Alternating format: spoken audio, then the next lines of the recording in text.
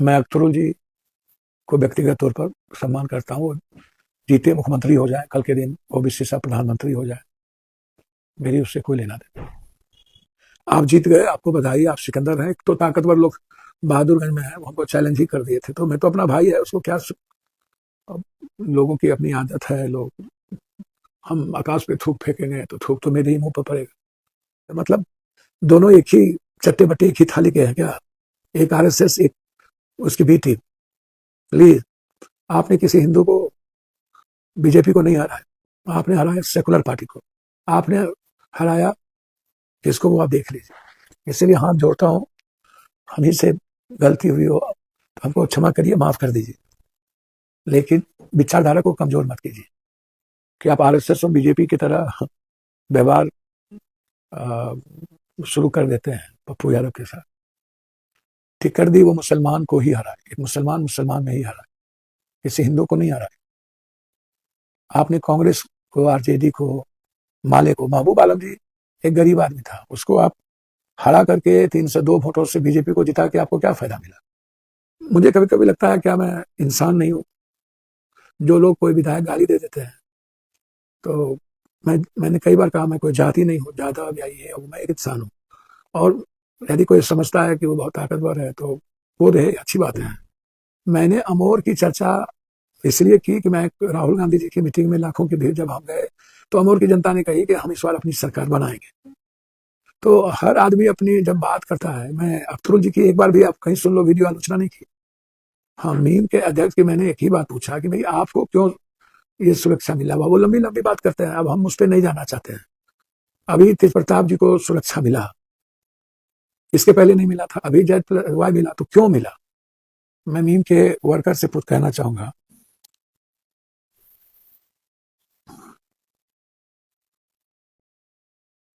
आपने कभी सोचा कि आपने चुनाव लड़ा तो आपने हराया किसको? मैं शुरू करता हूं, एक भी हिंदू हारे, एक भी हिंदू को आप हरा पाए, या हिंदू को जिसको आपने टिकट दी कहीं पे, दो या तीन, चार, आपने वो कितना वोट लाए? ढाका में कितना वोट लाए? हाँ, कुछ लोग इस्तीफा मांग रहे हैं, वो भी मेरे हैं। चूंकि विचारधारा अलग अलग है, रहेगी, तो विचारधारा अलग अलग रहने में कहाँ दिक्कत है? इससे मैं तो कल भी कहा, और लगातार ये बातें हो ही रही है। करिए, मैं बिहार के सही मायने में प्रदेश क्या है, क्यों चुनाव हारे, ये भी मैं कुछ संदर्भ में चर्चा करना चाहता हूँ। और जो घटनाक्रम लालू परिवार और रोहिणी जी के साथ हुआ, इस पर भी मैं 2 मिनट प्रकाश डालना चाहूंगा। ये बहुत ही महत्वपूर्ण है कि सिर्फ रोहिणी जी या लालू जी परिवार का मतलब नहीं है, ये समाज से जुड़ा हुआ सीधा मतलब होता है, इसकी आलोचना होने लगती है। तो आप सब लोग जुड़े, मैं सही मायने में आपसे बात करना चाहूंगा। सब लोग जुड़ रहे हैं? यदि आप सब लोग जुड़ रहे हैं तो मैं अपनी बात शुरू करूं। मैं बात शुरू करना चाहूंगा चुनाव से। देखिए, 2 दिनों से मैं, सच्चाई है कि सो नहीं पाया। मैं कल दिल्ली जाने वाला था, लेकिन मेरी तबीयत, मेरी फीवर काफी ठीक नहीं होने के कारण हम रुक गए। एनटीपीसी और कई बिजली उत्पादन को लेकर के मेरी बैठक है ऊर्जा विभाग में, बहुत महत्वपूर्ण। मैं अभी भी दुविधा में हूं कि मैं हैदराबाद जाऊं बैठक में या नहीं जाऊं। मेरी निगाहें, मैं आप लोगों की तरफ, हमारे जो छोटे भाई हैं, जो जिनसे मैं प्यार करता हूं, जब कोई घटना, मर्डर, परेशानी होती है, देखिए मैं किसी की आलोचना नहीं करना चाहूंगा, मैं आलोचक नहीं हूं। कोरोना में आप सभी जगह थे, तो यही मीम पार्टी के जो नेता हैं हमारे भाई, याद कीजिए कि उस वक्त कौन था आपके साथ। आप जो इतना इस्तीफा और गाली गलौज शुरू कर देते हैं, आपको समझ में नहीं आती मेरे बच्चों को कि आप आरएसएस और बीजेपी की तरह व्यवहार शुरू कर देते हैं पप्पू यादव के साथ। तो ना, मैं जिसके लिए कान कटाए वही कहे कनकटा, कापर करूं सिंगार पिया मोर आन्हर। एक तो इन लोग की गाली भी सुनो और आपकी भी गाली सुनो, बारे पप्पू यादव। मेरी व्यक्तिगत किसी से कोई मतलब नहीं है। जब कोरोना था तो आप जिनके लिए हमको गाली दे रहे हैं वो कहाँ थे? वो कितनी बार अमौर, किशनगंज, पूर्णिया या सीमांचल आए थे? जब आप देश के विभिन्न हिस्सों में थे, आप जरूर सुनिएगा ये बात और उसके बाद सोचिएगा कि पप्पू यादव को गाली देनी चाहिए कि नहीं, इस्तीफा मांगना चाहिए कि नहीं। मैं अख्तरुल जी को व्यक्तिगत तौर पर सम्मान करता हूँ। जीते मुख्यमंत्री हो जाए, कल के दिन ओबीसी से प्रधानमंत्री हो जाए, मेरी उससे कोई लेना देना। विचारों का मतलब है हम लोग साथ रह करके सदन में एक विचार की बात करते हैं, लेकिन जब चुनाव की प्रक्रिया आती है तो जरूरी नहीं है कि कांग्रेस की जो विचारधारा है सर्वधर्म समभाव वसुधैव कुटुंब इनकी, या मैं हमेशा आप देखिएगा तो कांग्रेस को की गाली के अलावा दूसरी बात नहीं करते। चलिए कोई बात नहीं,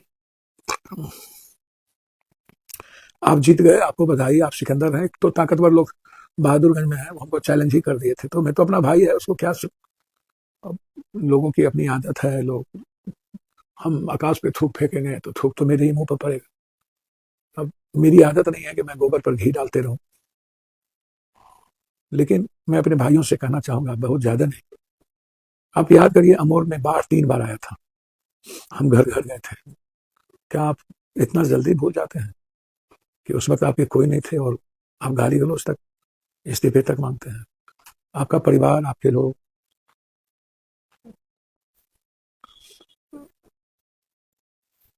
अस्पताल में होते हैं, कहीं एक्सीडेंट में मर जाता है, कहीं बच्चों के साथ, बच्ची के साथ बलात्कार होता है, कहीं रोड और पुल को लेकर के संदर्भ में बातचीत होती है, तो कौन जाता है? अस्पताल में फोन किसके जाते हैं? जिसको आपने आज वोट दिया या नहीं दिया, वो निश्चित रूप से जिसकी आप मदद करते हैं उसके पास तो जाना ही चाहिए ना, उससे मदद लेनी चाहिए। और मैं भी चाहूंगा कि आप उससे मदद लें, उसके पास जाएं, उनसे आप अपेक्षा करें और उनको भी आपको मदद करनी चाहिए। जरूर चाहेंगे कि वो मदद करे आप। मैं अच्छे आदमी को टिकट दिया, पार्टी हमारी जलील भाई को, उधर शबीर भाई को, और मैं साथ खड़ा हूँ, रहूंगा। मैं देना चाह रहा था कि एक्स एमएलए को, मेरी बाद में हुआ कि नहीं जलील भाई को दिया जाए, तो हम थे साथ में। तो हम अमौर की जनता के साथ हैं, वो मेरा घर है, मेरी मौसी है, और मैंने अमौर को गोद ले लिया। अमौर के हर दुख में मैं शामिल रहूंगा, मरते दम तक, जब तक जिंदा हूं। हिंदू मुसलमान जो भी वर्ग है, सबके लिए पागल रहूंगा। मैंने गोद ले लिया और अमौर अब मेरे लिए चैलेंज है, मैं लड़ूंगा और मैं 5 साल तक अमौर की सेवा करूंगा, बहादुरगंज की सेवा करूंगा, जोकी की सेवा करूंगा, ठाकुरगंज की सेवा करूंगा, मैं करूंगा। अब मेरे लिए किशनगंज, यदि पूर्णिया मेरी आत्मा है तो किशनगंज मेरा जैन और जिंदगी है। याद करिए एक दंगा हुआ था, मौलाना असराउल के दाढ़ी नोचे गए थे। आप ही लोग दिलीप जायसवाल को तो आप गाली ही नहीं देते हैं, जो आपको भरपूर गाली देता है। यही जनप्रतिनिधि पैसे लेकर के दिलीप जायसवाल को टिकट दे, वोट दे के एमएलसी बनाते हैं। तो उसमें तो सबसे ज्यादा भूमिका मुसलमान भाइयों के जनप्रतिनिधि की है। उनको सिर्फ आप एक कूपन पर एक छोटी सी टेबलेट और बुखार को दिखा करके आप वोट देते हैं, और वो आपको वैचारिक रूप से कितनी बीजेपी गाली देती है, बीजेपी या धर्म के आधार पर कितनी नफरतें पैदा करती है, और क्या क्या नहीं कहा। चुनाव हारने के बाद मैं तो चाहूंगा कि कहिएगा बंगाल जाने के लिए, आसाम जाने के लिए, तो जाएंगे सब जगह। कह तो दिया मोदी जी ने, बंगाल जीतेंगे, आसाम जीतेंगे, कहिए कहिए, जाकर के लड़े वहां के सीएम से। हमेशा कभी ये ममता दीदी को गाली देते हैं, कभी अखिलेश जी को गाली देते हैं, किनको बकसते हैं?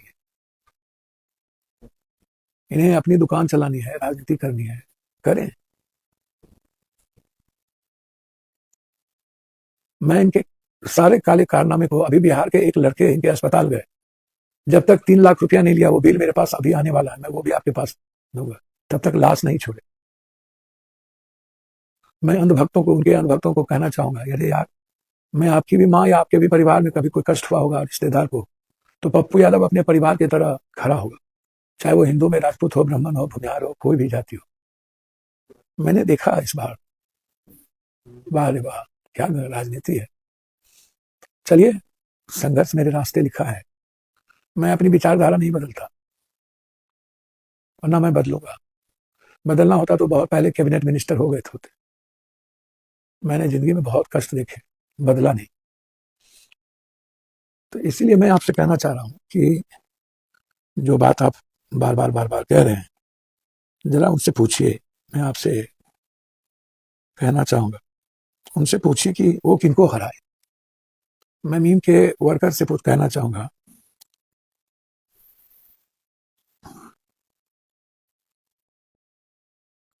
आपने कभी सोचा कि आपने चुनाव लड़ा तो आपने हराया किसको? मैं शुरू करता हूं। एक भी हिंदू हारे, एक भी हिंदू को आप हरा पाए, या हिंदू को जिसको आपने टिकट दी कहीं पे, 2 या 3, 4, आपने वो कितना वोट लाए? ढाका में कितना वोट लाए? आपने वहां वहां चुन करके टिकट दिया जहां पर आपको आरजेडी कांग्रेस इनों को हराना था। और ये हराना क्यों था, मैं आपसे जानना चाहता हूं। आपने जिसको भी आपने टिकट दी वो मुसलमान को ही हराए। एक मुसलमान मुसलमान में ही हराए, किसी हिंदू को नहीं हराए। आपने कांग्रेस को, आरजेडी को, माले को, महबूब आलम जी एक गरीब आदमी था, उसको आप हरा करके 302 वोटों से बीजेपी को जिता के आपको क्या फायदा मिला? या प्रांतपुर में इशरत परवीन को हरा करके 25,000 वोट काट के आपको क्या फायदा मिला? बीजेपी को आपने वहां भी जिताया। जहां भी आप टिकट दिए, आप उठा करके देखिए। इरफान आलम जी के यहाँ 30,000 वोट आपने काटे, 7,000 वोट से बीजेपी को जिताया। मौलाना असराउल हक के बेटे को आपने हराया। मौलाना असराउल हक के बराबर में आपका क्या योगदान है? और उनके बेटे को हराया और बीजेपी को जिताया। आपने केपटी में फराज अहमद को हराने के लिए अनिसुर रहमान को लड़ाया, 14,000 वोट लिए, वो 7,000 से चुनाव हार गया। अबिदुर रहमान एमएलए पुनिया में हराने के लिए एदी चोटी आपने लगा दी। किशनगंज में कमरुल हदा को हराने के लिए आपने एदी चोटी एक लगाई। ढाका से फैसल रहमान को हराने के लिए आपने रंजीत को टिकट दिया, 178 वोट से हम चुनाव जीते। बहादुरगंज से आपने हराने के लिए मुशब्बिर साहब को क्या नहीं किया?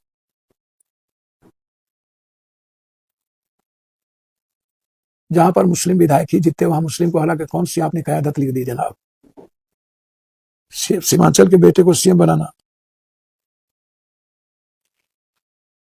आप 18% को कह रहे थे कि हम इकट्ठा करना चाहते हैं, 17%। 18% लोगों के जीवन की तरक्की, उसकी बात आप CM, deputy CM, deputy CM, deputy CM. मैं अपने आने वाले बच्चों को यह बताना चाहता हूं कि अब्दुल गफूर को यहां सीएम कांग्रेस ने बनाया था। AR अंतुले को महाराष्ट्र में सीएम कांग्रेस ने बनाया था। सबसे पहले दलित मुख्यमंत्री आंध्रा में सीएम कांग्रेस ने बनाया था। भोला पासवान शास्त्री जी को सीएम कांग्रेस ने बनाया था। तो आप 18% को कितने इकट्ठा किए तो नहीं जानते हैं, लेकिन गलतफहमी में मेरा सिर्फ 80% लोगों को नफरत के आधार पर इकट्ठा करने की कोशिश अमित शाह और मोदी जी ने हर दाव खेलने की कोशिश की। हम आप पर आरोप प्रत्यारोप आज नहीं लगाना चाहेंगे, उसके भी पूरी प्रूफ आ रहे हैं मेरे पास। मैं एक एक प्रूफ के साथ आऊंगा। मैं आपके तरह बहुत उत्तेजना में बात नहीं करता हूं। मैं कोई कमजोर आदमी हूं नहीं, और कमजोर आदमी हमेशा चैलेंज मैं आपको सिर्फ मुसलमान भाई या किसी से मेरी जब कोई हमें चैलेंज करता है तो मुझको लगता है कि उनको व्यक्तिगत तौर पर नहीं कहा जा सकता है। जैसे एक विधायक ने हमको चैलेंज किया तो मैंने कहा कि मैं उनको कुछ बोलूंगा तो उस जाति को तकलीफ होगी, समाज को तकलीफ होने लगता है, इसलिए मैं आलोचना नहीं कर सकता। समाज के सेंटिमेंट के साथ मैं कोई भेदभाव नहीं करूंगा मरते दम तक, चाहे राजनीति करूं ना करूं, गाली सुनूं या छोड़ दूं। कल के दिन आपको किसी प्रकार का तकलीफ हो, मुझे कभी कभी लगता है क्या मैं इंसान नहीं हूं? जो लोग कोई विधायक गाली दे देते हैं तो मैंने कई बार कहा मैं कोई जाति नहीं हूँ, जादव या ये हूँ, मैं एक इंसान हूँ। और यदि कोई समझता है कि वो बहुत ताकतवर है तो वो रहे, अच्छी बात है। ताकत जो है ना विनम्रता में होती है, आलोचना में नहीं, या गाली गलौज में नहीं। मैं उस दिन भी कहता था कि मैं सबका सम्मान करता हूँ। मैं अभी भी जो इस्तीफे की, अब प्रशांत जी तो बहुत बात करते रहे, समझेंगे 124 25 सीट आ गया तो हम राजनीति नहीं किए, 25 सीट आ जाएगा तो राजनीति छोड़ देंगे।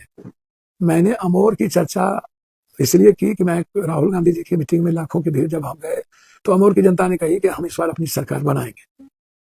तो हर आदमी अपनी जब बात करता है, मैं अख्तरुल जी की एक बार भी आप कहीं सुन लो वीडियो आलोचना नहीं की। हाँ, मीम के अध्यक्ष की मैंने एक ही बात पूछा कि भाई आपको क्यों ये सुरक्षा मिला? वो लंबी लंबी बात करते हैं, अब हम उस पर नहीं जाना चाहते हैं। अभी तेज प्रताप जी को सुरक्षा मिला, इसके पहले नहीं मिला था। अभी जय वाई मिला, तो क्यों मिला? वैसे मिल जाता है, और लोगों को क्यों नहीं मिलती है? मैंने कई बार कहा, एक लोग बोले ठीक है फलना चिलना, तो भैया मैं क्या हूँ, आप उसकी सर्टिफिकेट नहीं दीजिए। मैं आपके यहाँ एक बार नहीं आधा दर्जन बार आपके घर पर गया हूँ, माँ से बहू से बेटी से मिलता रहा हूँ, आप उस घर का मैं सम्मान करता हूँ। अप्स एंड डाउन, कभी गाड़ी पर नौ नौ पर गाड़ी लगी रहती। अब आप जैसे बहुत लोग 80 से आए मेरे जीवन में चले गए। अब मैं दुनिया में परवाह नहीं करता हूँ। जो लोग बड़ी बड़ी बात करते हैं, अब इसकी परवाह मैं करने लगूँ तो हुआ। तो मैं इसीलिए किसी की आलोचना नहीं करता हूँ कि आपको तकलीफ हो। अब इतने करने के बावजूद दोनों तरफ से आपसे भी हम उम्मीद करें। तो मैंने अमोर के बारे में या अन्य जगह के बारे में कहा कि हम जीतेंगे, नहीं जीतेंगे। हमने अख्तरुल जी का नाम जरा देखो है क्या? मैंने कहा हर कीमत पर मैं अमोर जीतूंगा। मैं जिनके लिए जलील भाई के लिए लड़ रहा था, क्या वो मेरे बड़े भाई नहीं है? क्या वो मुसलमान नहीं है? वो मैं कहा वहां क्या कोई गलत आदमी के लिए चला गया था? तो किस बात की आप, ये बच्चे लोग हमारे फेसबुकिया बच्चे, इधर भी गाली गलौज शुरू हो जाता है। कोई चंदेल है गाली मैंने है? क्या बोला? मैंने कहा कि हमें हराने जनता जहां होती है, जनता से बड़ा भगवान कोई नहीं है। अब वो अपनी लंबी लंबी फेंकने लगे। मैंने उनको कई बार कहा कि शिव आराध्य गुरु हैं, भगवान हैं, और डेस्टिनी को मैं मानता हूँ। तो कोई चंदेल है वहां से गाली गलो, तो मैं चंदेल का भी गाली सुनूं, मैं शफिकुर का भी सुनूं, मैं मुजबुर का भी सुनूं? तो मुझको तो समझ में नहीं आता है कि मैं क्या करूं। आप लोग तो मजबूर कर देते हैं सोचने पर, विचार करने पर। ऐसा मत करिए। और जब हमारे लोग उसका जवाब नहीं दे पाते हैं ऐसे बच्चों का, तो मुझे तब और दुख होता है कि जिन जो लोग मेरे सेंटीमेंट से, जीवन से जुड़े हैं, और बच्चों का जवाब नहीं देना या उसको नहीं समझाना, ये असहज होता है। तो मैंने पहले भी कहा कि 4 साल जो मैं राजनीति करूंगा, उसमें मैं विकास की राजनीति मेरी होगी। उसके बाद मुझे राजनीति करनी है या नहीं करनी है, निश्चित रूप से मैं उस पर विचार कर रहा हूं। और करनी है तो कैसे, किस पार्टी के साथ और कहां। एक्सट्रीमिस्ट तो नहीं बनूंगा। विचारधारा तो सारे वर्गों के लिए है, चाहे वो हिंदू हो, फॉरवर्ड हो, बैकवर्ड हो, मुसलमान हो। कोई एक वर्ग के लिए मैं इस जन्म में राजनीति नहीं करूंगा। हाँ, जब आपकी बारी आती है, चाहे नारसी हो, जो भी चीजें हो, तो वहां जब कोई बारी आती है सही बातों का, तो मैं उसको मजबूती से रखता हूँ और रखूंगा। वहां मैं डरूंगा भी नहीं। जिस जाति की बात आएगी और वहां उस के अधिकार पर कोई दबाएगा, तो वो तो मैं उस जाति के साथ खड़ा होगा। चाहे जितनी गाली पड़े, मैं जाति रहूं ना रहूं, चाहे कोई आरएसएस के लोग गाली देते रहे, उस पर कोई फर्क नहीं पड़ता। आप हिंदू मुसलमान कराओगे, बैकवर्ड फॉरवर्ड कराओगे, ये तो मैं नहीं चलेगा। इनसे पूछो, ग्रामीण दरभंगा ललित यादव को 18,000 वोट काट के ये चुनाव आरजेडी को हरा दी। तो ये जो 10 सीट ये हराए, अब आप बोलोगे कि हमको सीट नहीं दे। भैया सीट आपको कौन दे दिया? कौन कहां पर दे देता है? आप यहीं आके उम्मीद करने लगते हो। हाँ, मैंने तो ये आलोचना की है कि हमारे युवा नेतृत्व तेजस्वी यादव को एक्सट्रीमिस्ट नहीं कहना चाहिए। मैं आज भी उस पर कहना है कि मैं एक्सट्रीमिस्ट को आपने गलत तरीके से, एक्सट्रीमिस्ट का मतलब कुछ और होता है, और आपके नेता ने उसको मुसल्लम से इसको जोड़ के देखने लगे। और जो हमारे नहीं पढ़ने वाले बच्चे हैं वो करने लगे। तो उनका संदर्भ कोई और था, उनका संदर्भ कुछ और नहीं था। फिर भी मैंने कही कि नहीं, वो नहीं कही जा सकती। लेकिन पूरे भारत में आपके साथ कौन गठबंधन करता है? आप जाइए तो आप उत्तर प्रदेश में जाके आप बसपा से जाकर के समझौता करिए। मैं देखता हूँ आपके साथ कौन समझौता करता है। जाइए आप। मुझे तो नहीं लगता कि आपसे कोई समझौता आज तक किया है। और यदि यहाँ पर आप एक इस तरह की बात कर रहे थे, समझौता समझौता, तो चलिए अब हुआ क्या वोट में ये मैं बताऊंगा। लेकिन सीमांचल में ही आपने जो सीमांचल के सीटों पर, और जहां मुस्लिम कुछ ज्यादा हैं, चाहे वो शेर घाटी हो, वहां हारे नहीं। सब जगह आपने चुनाव कोशिश की मुसलमान का थोड़ा मोड़ा वोट काटने का। कटिहार में आप वोट नहीं काट पाए, 3,000 4,000 भी नहीं आ पाए। अन्य जगहों पर भी आपने चुनाव लड़ाया। आप अररिया भी हराने का प्रयास किए, आप जोकी में भी आप हराने का ही प्रयास किए। तो चलिए कोई बात नहीं। अब आप, जनता ने, सीमांचल की जनता ने आपको जिताया है और सभी जगह वोट दिया है, तो आपको सेवा भी करनी चाहिए। अस्पताल में तकलीफ है, लोगों को परेशानी है, जमीन का सीओ का करनी चाहिए, एकदम करिए। जरा 5-5 लोग जीते हैं तो आप तो कर ही सकते हैं, उसमें क्या दिक्कत है? आंख बंद करके करिए। और मैं समझता हूँ कि बहुत ही मजबूती के साथ अब आपका दायित्व है। हम तो बेटा है, सेवक है, माँ की तरह प्यार करते रहेंगे। अमोर को गोद ले ही लिया है। किशनगंज मेरी जिंदगी है, अररिया मेरा दिल है, तो कटिहार मेरा जिगर का टुकड़ा है, तो मैं तो कह ही चुका हूँ। मधेपुरा मेरा घर है, सुपौल मेरा परिवार है, सहरसा मेरा रिश्ता है, तो मैं तो बोल ही चुका हूँ कि सीमांचल और कोसी बिल्कुल मेरी जिंदगी का हिस्सा है। लेकिन इस तरह से आप सोशल मीडिया पर बात करते हैं, मुझको समझ में नहीं आता। मैं सबकी गाली सुनूं, अपनों की भी, माँ की भी, मौसी की भी, पड़ोसी की भी। बारे बार पप्पू, क्या आप सफा दिया है, आप लोगों ने फल दिया है। पूरी जिंदगी जिसके लिए दे दे वो भी गाली दे, पूरी जिंदगी जिसकी बात करें वो भी। क्या फर्क है? मतलब दोनों एक ही चट्टे बट्टे, एक ही थाली के हैं क्या? एक आरएसएस, एक उसकी बेटी। प्लीज, आपने किसी हिंदू को, बीजेपी को नहीं हराया, आपने हराया सेकुलर पार्टी को। आपने हराया किसको, वो आप देख लीजिए। इसलिए हाथ जोड़ता हूँ, हम ही से गलती हुई हो तो हमको क्षमा करिए, माफ कर दीजिए, लेकिन विचारधारा को कमजोर मत कीजिए और अपने परिवार को, पूर्णिया को कमजोर मत कीजिए। मैं देखूंगा राजनीति में क्या होगा, आप चिंता मत करिए, लेकिन ये जाहिलपन छोड़ दीजिए और कट्टरपंथ को छोड़ दीजिए। मैं कट्टरपंथ के खिलाफ हूँ, मैं वो नहीं करूंगा, इस जन्म में नहीं करूंगा। चाहे राजनीति करूं ना करूं, छोड़ दूं, लेकिन कट्टरपंथ, चरमपंथ, ये दोनों मेरे लिए बिल्कुल गलत है, वो मैं नहीं करूंगा और न मैं उस रास्ते जाऊंगा। हाँ, आपके अधिकार और विचार